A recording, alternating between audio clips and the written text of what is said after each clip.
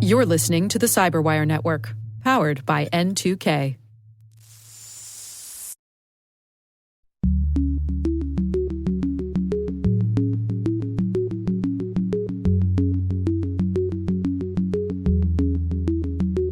You have an extremely complex set of systems that are all talking together: reservation systems, cargo systems, air traffic control, the extremely complex systems on the aircraft itself. And so all of these things can have vulnerabilities.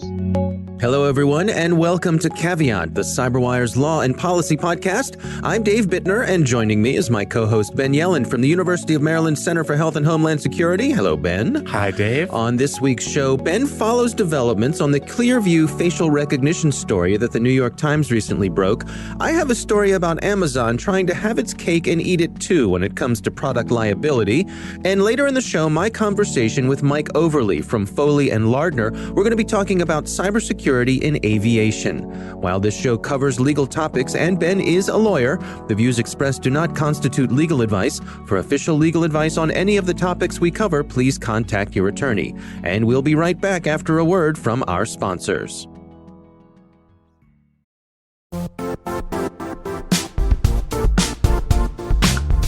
Now, a word from our sponsor, the Johns Hopkins University Information Security Institute, currently seeking qualified applicants for its innovative Master of Science in Security Informatics degree program.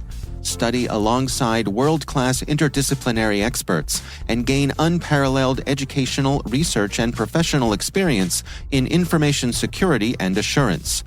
Interested U.S. citizens should consider the National Science Foundation's CyberCore Scholarship for Service program, which covers tuition and a $6,000 annual professional development allowance, as well as providing a $37,000 additional annual stipend. Apply for the scholarship and the fall semester by March 1st. Learn more at cs.jhu.edu/MSSI.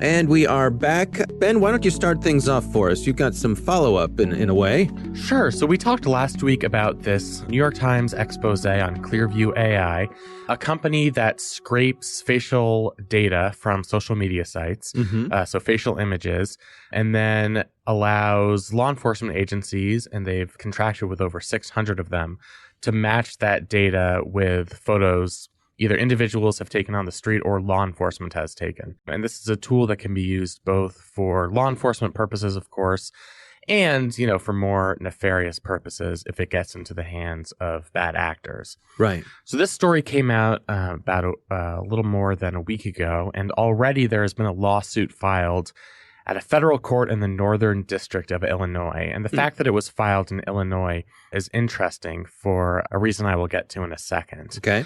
So there are a number of claims brought up by this lawsuit. I should first mention that it's a class action lawsuit, and I know we've talked about this on this podcast before. That means the named plaintiffs in this case were able to find over 100 additional plaintiffs to make up part of a class that has suffered a similar injury with similar facts in terms of both law and particular circumstances. I suppose that's not surprising in a case that involves scraping millions of people's images online. Exactly. All you need to do to certify a class in that case is get people to agree to be part of that class. I see. Yeah, the potential universe of class members is almost limitless when we're talking about this type of scraping. So they filed a lawsuit in Illinois, and their claims are based on both the United States Constitution and a particular law in the state of Illinois that was just passed recently. So the state of Illinois has this relatively new statute called the Illinois Biometric Information Privacy Act. The intent of that act is to safeguard residents from having their biometric data used without their consent. So non-biometric, personally identifiable information can be changed, can be concealed. What makes biometric data unique is that it can't be changed, and that presents some sort of unique risk for the user. So the state of Illinois was proactive on this issue. They set, sort of a new nationwide standard and basically said that a user had to consent before their biometric data was used by a third party. And if a third party used that biometric data without their consent, there would be financial penalties to that third party, criminal penalties. This lawsuit alleges violations of that statute, which is, I think, a valid claim and a claim that, in my opinion, has a pretty substantial likelihood of succeeding. Then they also throw in a bunch of constitutional claims. So they claim violates the right of contract that's part of our federal constitution because users, when they agree to the terms of services of these social media companies, aren't agreeing for their personal images to be scraped as part of a scheme to capture their biometric data.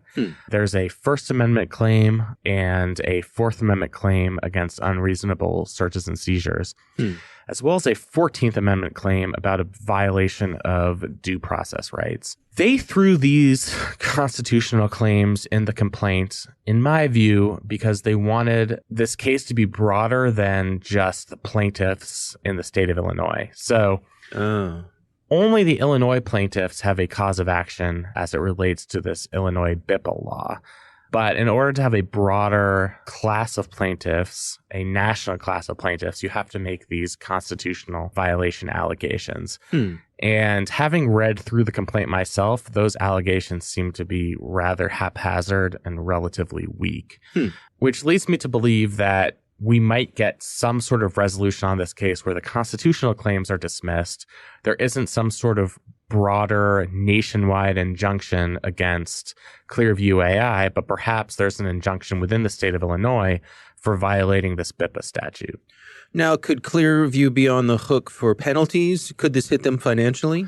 Absolutely. So the plaintiffs here have a couple of prayers for relief, which is legalese for what we want out of this lawsuit. The first is an injunction to stop Clearview from collecting biometric data in the first place, to stop them from engaging in these scraping practices. The second prayer for relief is both monetary and punitive damages.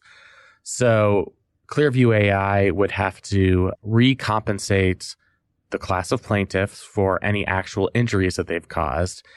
And on top of that, the plaintiffs want there to be punitive damages as a disincentive for Clearview AI to be involved in this type of scraping in the future. If they were to lose this lawsuit, they would certainly be subject to significant financial penalties.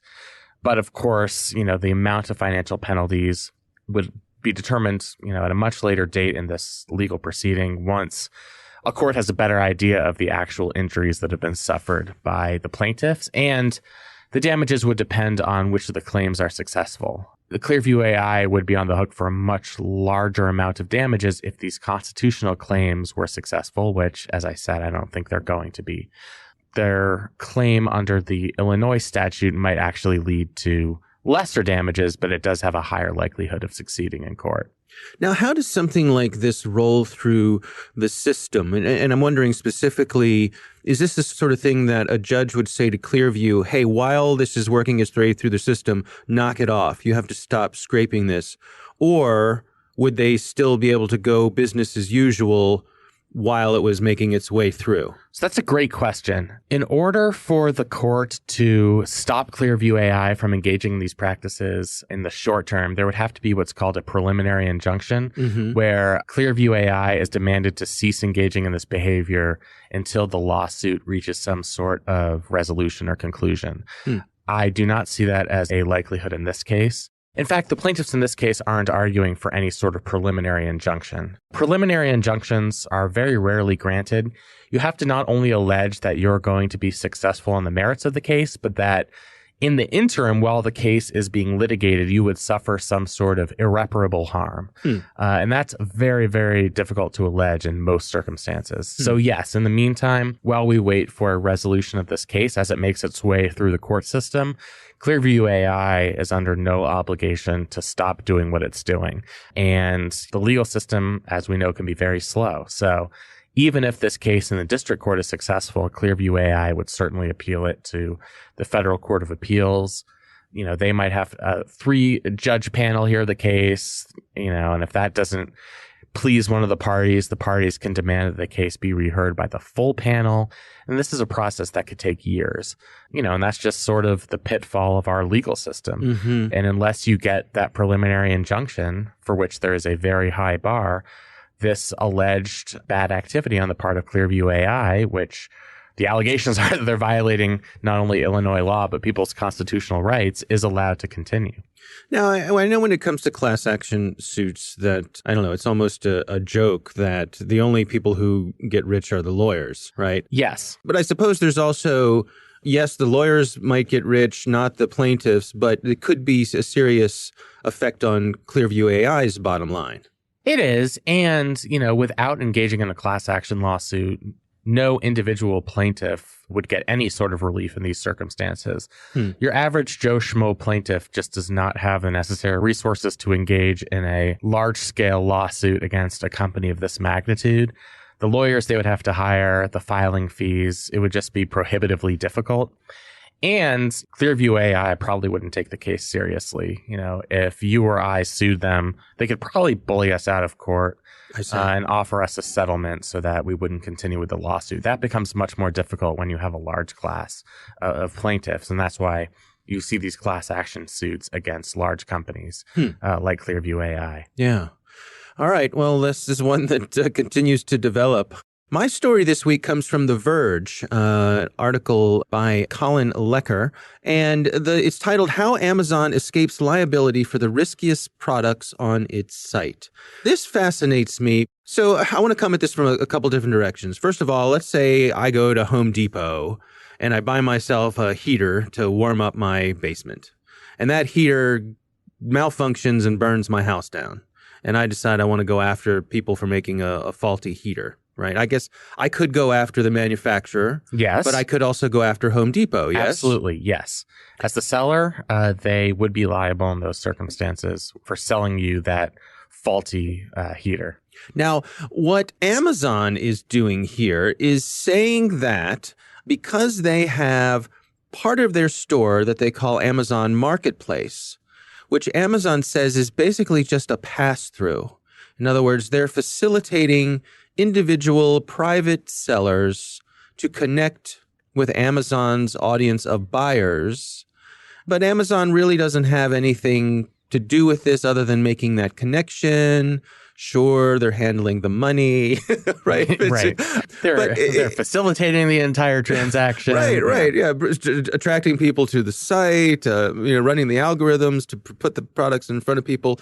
We're being a little silly here, but this gets to this thing that comes up time and time again with these big online providers, which is, what are you? Are you a platform, or are you, in Amazon's case, a store?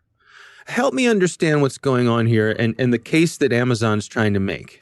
So Amazon, and it has been very successful in making this argument, has argued in court cases across the country that they are simply a passing intermediary. Okay. You have a seller and a buyer who engage in this public marketplace, and Amazon facilitates the marketplace. But Amazon, the way they argue it, has no active role. They're not selling the product. They make no claims that they have vetted the safety of the product, that they've really done anything to prepare that product to go to market. And as I said, this defense has been largely successful in court cases across the country.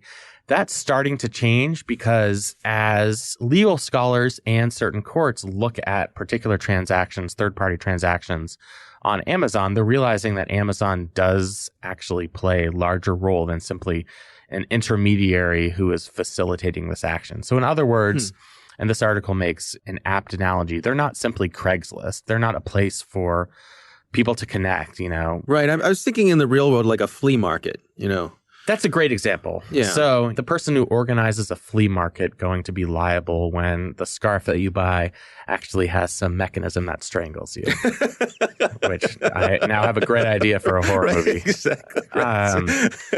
So they're not. They are that intermediary, and this is what Amazon has tried to argue. Now, as you mentioned, in the real world, they're not simply an intermediary. Not only are they facilitating the sale, as you said, their algorithms are helping customers find these third-party items. These products are advertised on Amazon's marketplace.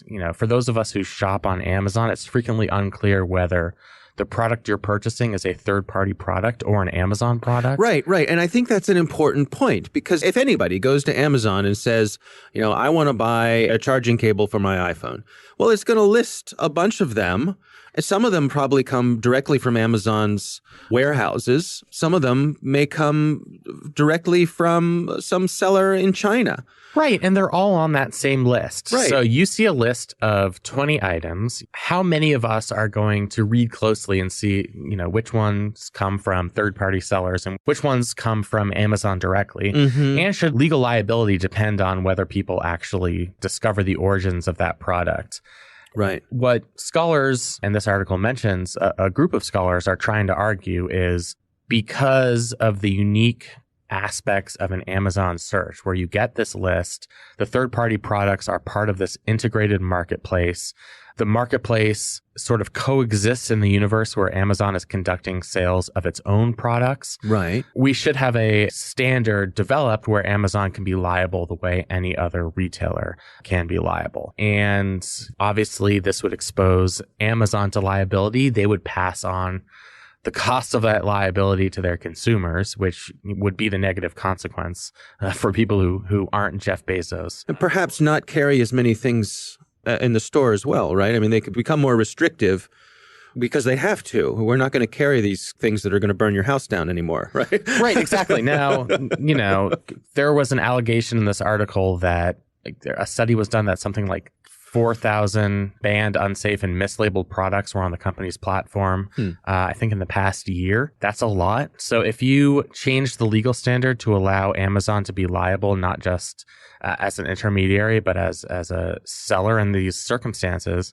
the idea is that would give them an incentive to make sure that the products that they bring to market are safe. That's why we have products liability in general. Yeah. We want retailers to make sure they're not selling faulty products. And the way we do that is to incentivize them by potentially making them liable.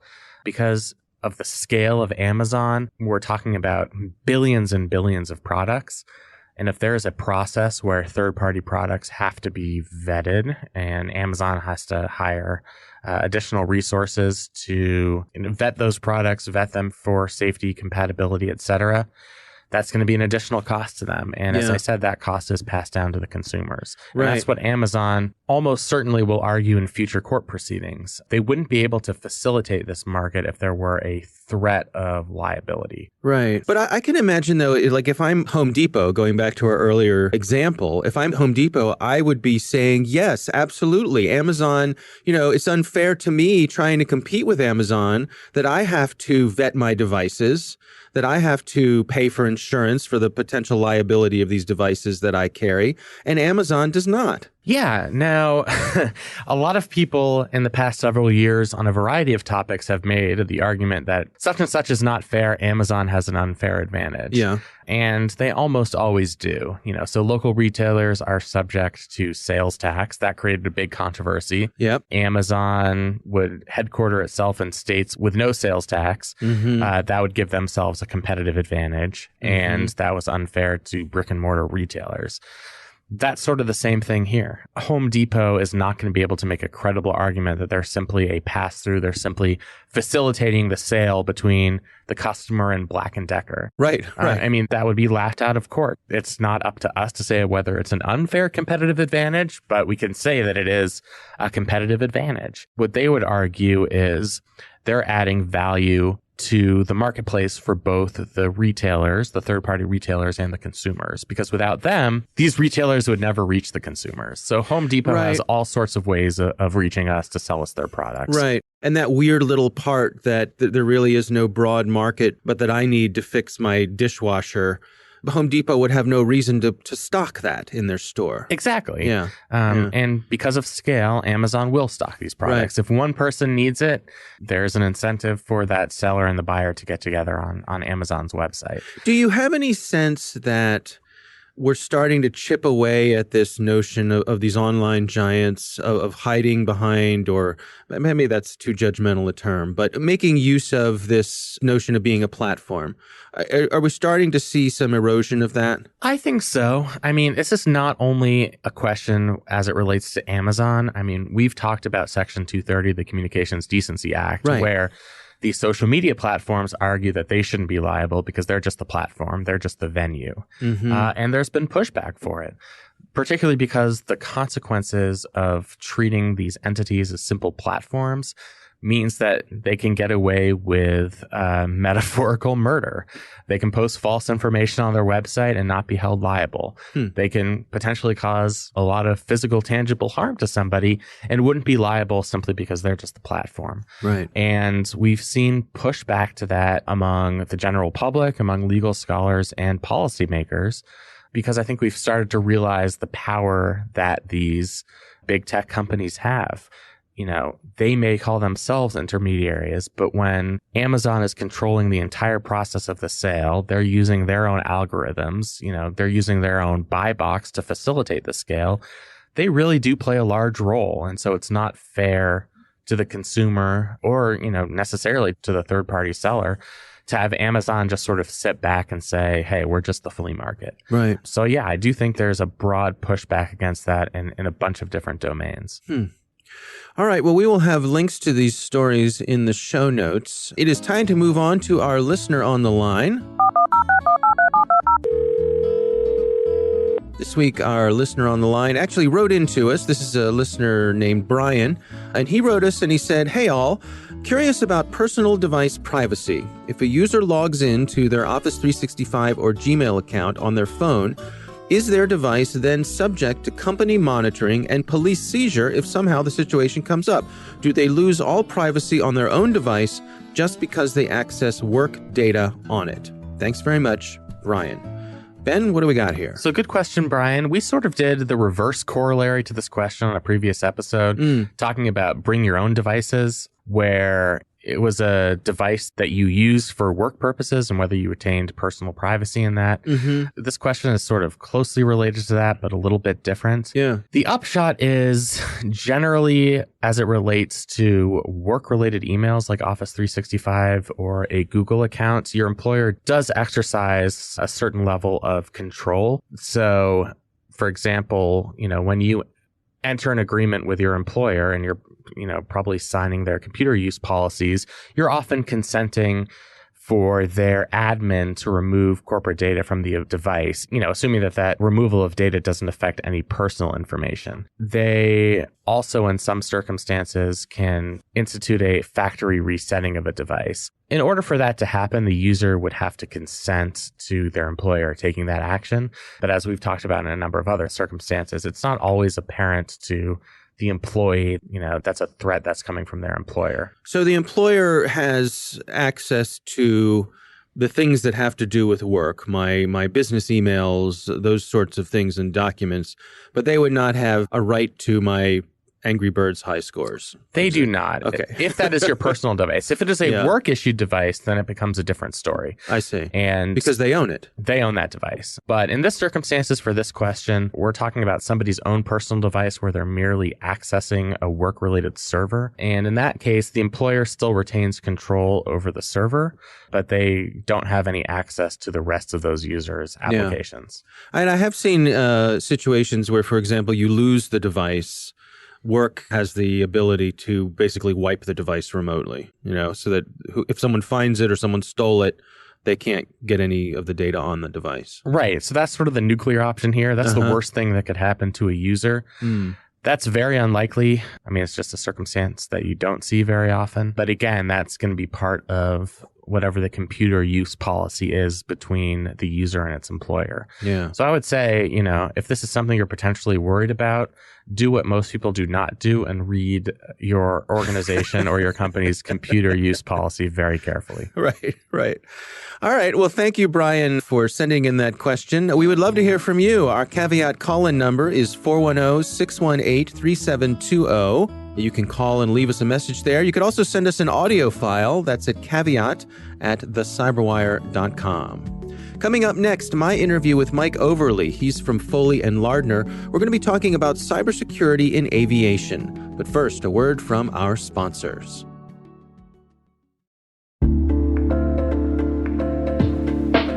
And now, a word from our sponsor, SpyCloud, the cybercrime analytics leader. SpyCloud disrupts cybercrime by telling you what criminals know about your business and your customers, so you can take action to prevent ransomware, session hijacking, account takeover, and online fraud. SpyCloud constantly recaptures and analyzes new data from the criminal underground, including credentials, session cookies, and PII siphoned from malware-infected devices. With knowledge of the specific exposed data criminals have in hand from InfoStealer malware on managed and unmanaged devices, security teams can respond with a more efficient and effective process called post-infection remediation that fits seamlessly into existing incident response frameworks. Get SpyCloud's post-infection remediation guide outlining the 7 steps for preventing a malware infection from becoming a full-blown ransomware incident. Visit spycloud.com/cyberwire. That's spycloud.com/cyberwire. And we thank SpyCloud for sponsoring our show.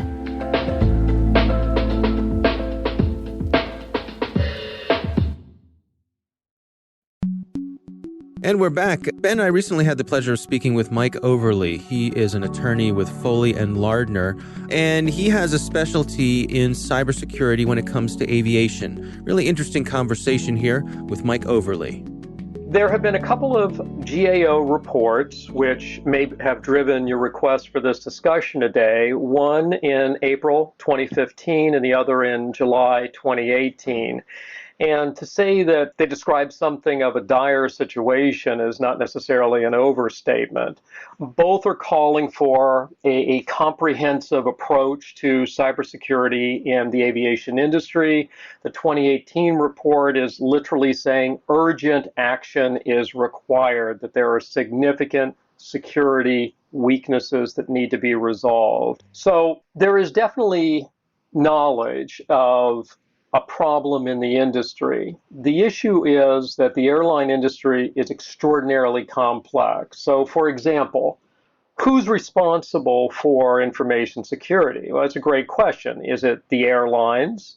Is it air traffic control? Is it the cargo systems? Is it the reservations systems? There are so many possibilities and so many places where security issues may arise. And so you have an extremely complex set of systems that are all talking together: reservation systems, cargo systems, air traffic control, the extremely complex systems on the aircraft itself. And so all of these things can have vulnerabilities. An easy example is the air traffic management system itself, which is actually quite old. And so there are calls for this to be significantly upgraded. But you can imagine that, first of all, that's a complex task. And second of all, it's not done overnight. So I think a lot of the sort of vacillation that we see, where we have these reports coming out year upon year, and we're not seeing a ton done, is because of the challenges involved. And I think that no one wants to, for example, rush in and make a change. And by making that change, we're now creating additional vulnerabilities that no one necessarily had originally contemplated. It's interesting to me because certainly in this post 9/11 world, there's been no shortage of security focus on the airlines. And so I'm wondering, is this a matter of folks kicking the can down the road or pointing fingers at each other? How does it keep getting pushed back year after year when people know there's an issue? I think that everyone is making a good faith attempt to resolve the problems. But even the issue itself, the sort of what is it that we're worried about? And so the first thing that likely comes to your mind is some kind of cyber attack on an aircraft in flight causing damage to individuals and property. But there are many other possibilities. For example, we've had Cathay Pacific or British Airways, both of which have been hit with massive privacy compromises, where Cathay in 2018 had 9.4 million customer records compromised. British Airways had close to 400,000 reservation records compromised. So there are the privacy aspects of travel. There are trade secrets, and you would almost never come up with that as a possible risk.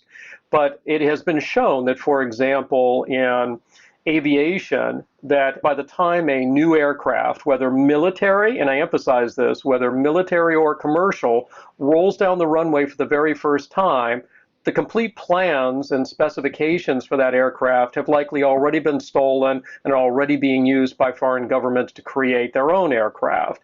And so there's the problem with compromises of security regarding the technology that goes into these aircrafts. We had a situation where a Polish airliner was grounded for, of all things, a denial of service attack, and they couldn't take off. So there are many variations here that, of course, we all live in fear of someone potentially taking control or disrupting the control of an aircraft in flight. But there are privacy issues. There's the trade secret intellectual property issues. There are the possibilities of simply grounding aircrafts.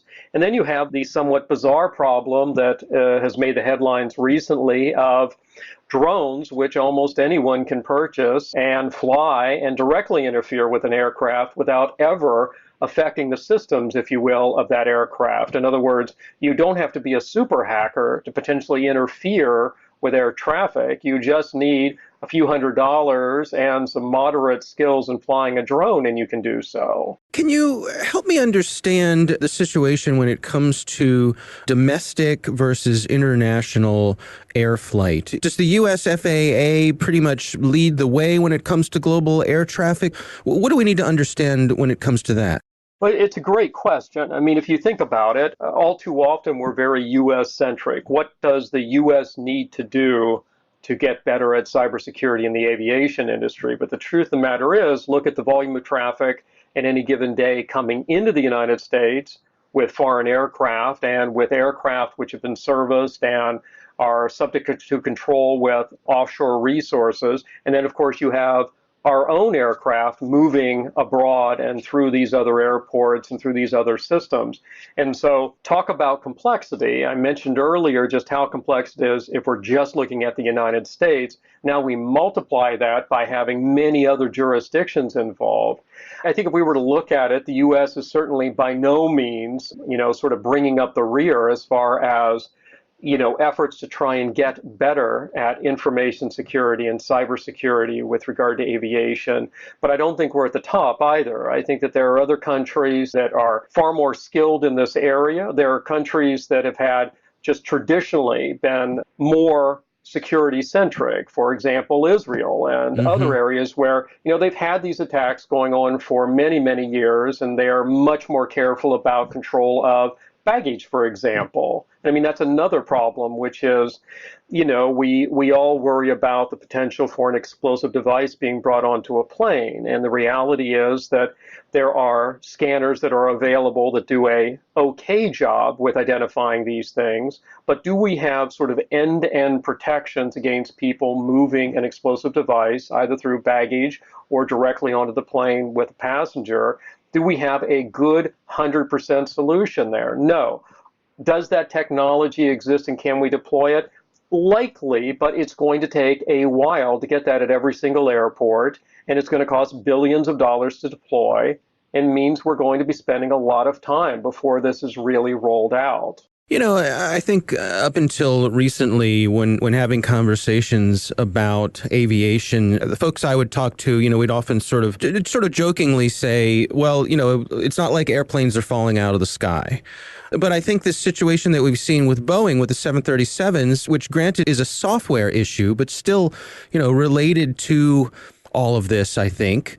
We've had some airplanes falling out of the sky. First of all, do you think that's a fair assessment that a software issue should be grouped in with these sorts of things? Absolutely, and I think it's a great point. If you look at the Carnegie Mellon, the CERT organization that they've formed for information security, cybersecurity, they estimate that on average, for every 1,000 lines of software that's written, lines of code, there can be anywhere from 1 to 10 bugs. And each of those bugs might give rise to a vulnerability that could be exploited by a hacker, or it simply could be a situation where it causes malfunction of the code. So that's 1,000 lines of code.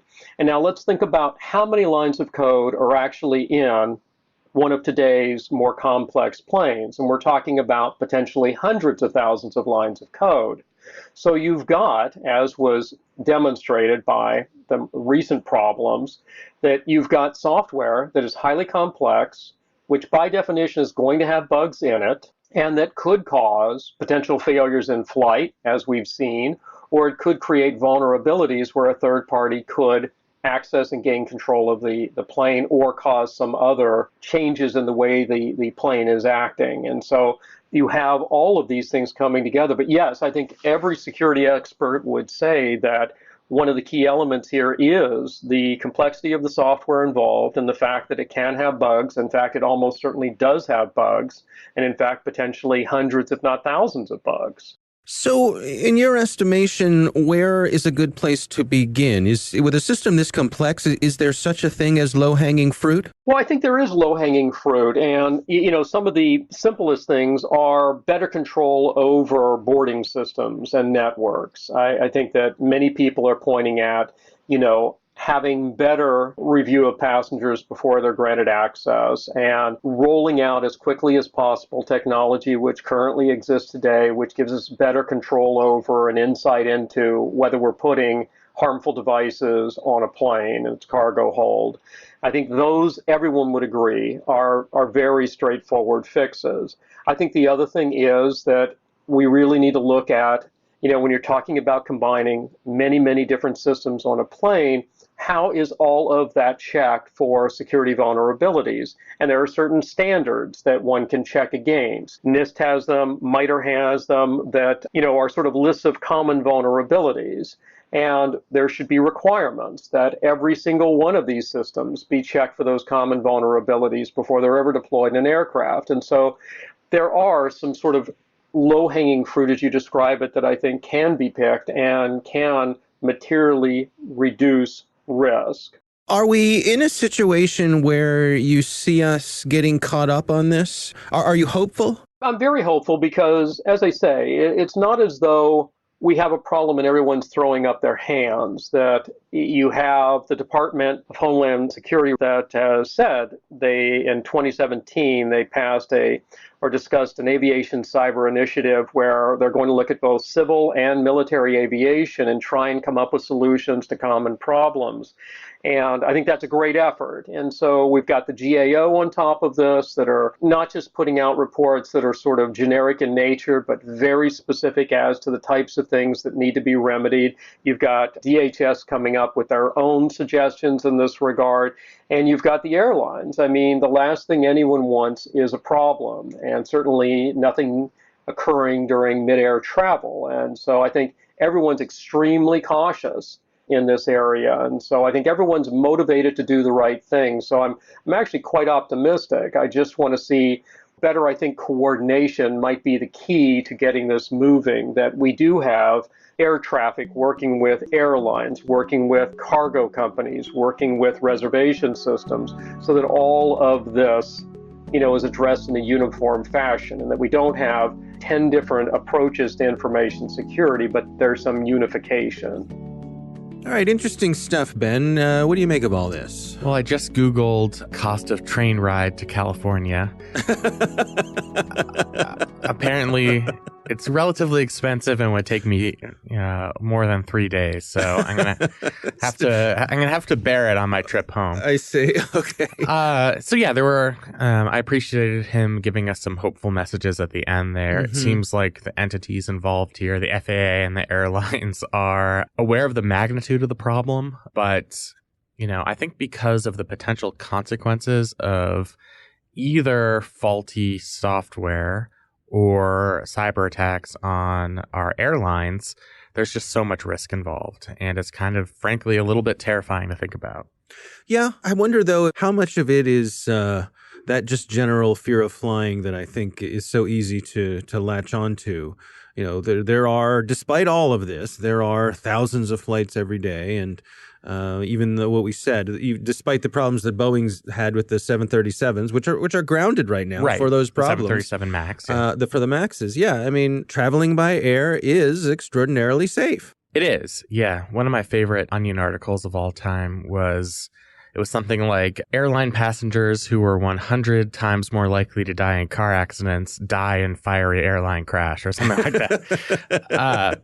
So, yeah, I mean, I think we're naturally more fearful about it because having a giant orb suspended in the sky just seems like something that should be more dangerous to us. Yeah. I mean, one thing that his interview I think, made clear, and it's something people always remember with air travel, is just a very tightly controlled process. There are greater barriers to entry for passengers than any type of transportation. We have no fly lists. We have TSA security. Air traffic control itself is tightly regulated. The FAA is very good at what it does.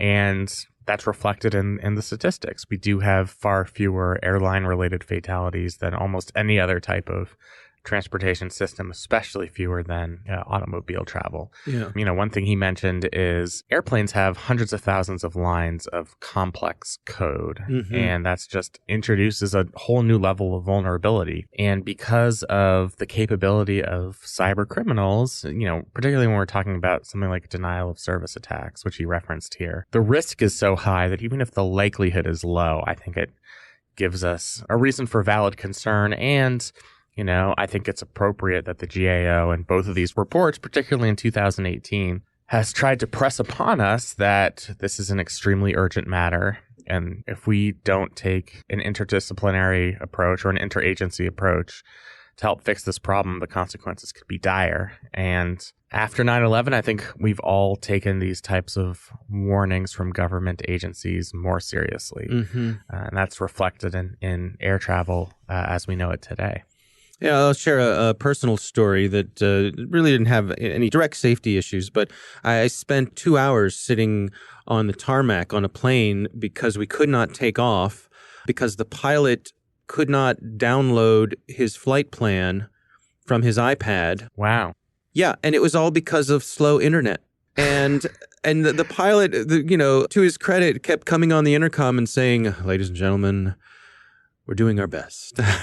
We're at 47% loaded now. He was just as frustrated as everyone. But I think what it speaks to is the interdependency of these systems. For whatever reason, the internet was slow that day. And because of the rules, the good rules that are there to help keep us all safe, we had a plane with a couple hundred people who couldn't get to where they were going on time because we're waiting on a dial-up connection or something. Right. First of all, I had no idea that that's how that actually works. So let's hope that the Wi-Fi is better at your local airport. Right. But yeah, one thing that, as you say, one thing that does invoke for us is how tightly managed and controlled the entire process is. If I hear a weird sound in my car, I'm still going to drive to work. There could be a clanking and the car could be careening in all different directions. And I'm like, it's probably fine. Yeah, just put a piece of black electrical tape over that check engine light. It'll be fine. Yeah, that does not fly, for that, and not to use a terrible pun, but that does not fly for aviation just because of the risks involved. Yeah. So, I've been delayed on flights because the seat isn't properly secured to the armrest or something like that. And it's frustrating, but it's because, we understand the scope of the risk. Yeah. And we realize that not only are you talking about a vehicle that carries hundreds and hundreds of people, but it also can potentially be used as a missile. And now we, know that it can be used as a cyber weapon. So that's why I think everything is so tightly controlled. And even though it's very frustrating, I think we almost feel better when we hear that we're not taking off unless all of the I's have been dotted and the T's have been crossed. Yeah, we have good understanding.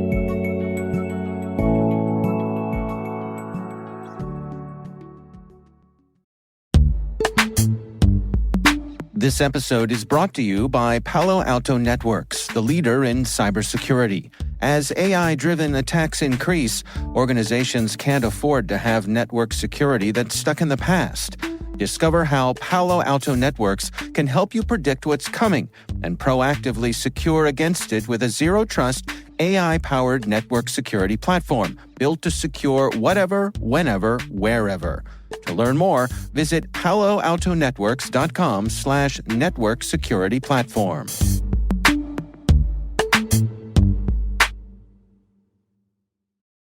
The Caveat podcast is proudly produced in Maryland at the startup studios of Data Tribe, where they're co-building the next generation of cybersecurity teams and technologies. Our thanks to the University of Maryland Center for Health and Homeland Security for their participation. You can learn more at mdchhs.com. Our coordinating producers are Kelsey Bond and Jennifer Iben. Our executive editor is Peter Kilpie. I'm Dave Bittner. And I'm Ben Yellen. Thanks for listening.